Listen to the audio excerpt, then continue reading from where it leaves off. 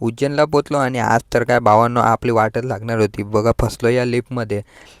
2 तासाची झोप वगैरे काढून मस्तपैकी फ्रेश वगैरे झालो, अंघोळ वगैरे केली भावांनो. मग काय तिकडून निघालो आम्ही बघा उज्जैन महाकाल दर्शनासाठी.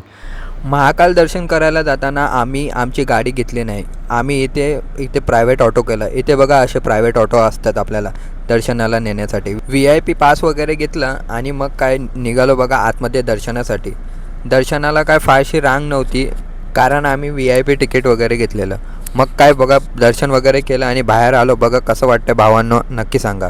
मग गेलो रूमवर आणि फ्रेश वगैरे झालो आणि मग तिथून आम्ही निघालो बघा इंदोरला पोचलो, काम वगैरे केलं आणि मस्तपैकी बघा या फूड कोर्टमध्ये बर्गर वगैरे घेतलं. बर्गर खाल्ला आणि मग तिथून निघालो बघा डायरेक्ट आपल्या हॉटेलला उज्जैनला पोचलो आणि आज तर काय भावांनो आपली वाटच लागणार होती. बघा फसलो या लिफ्टमध्ये फसलो. कसं कस्टमरला फोन केला आणि मग तिकडून निघालो लिफ्टच्या बाहेर. चला तर मग मित्रांनो भेटूया पुढच्या ब्लॉगला नेक्स्ट डेला.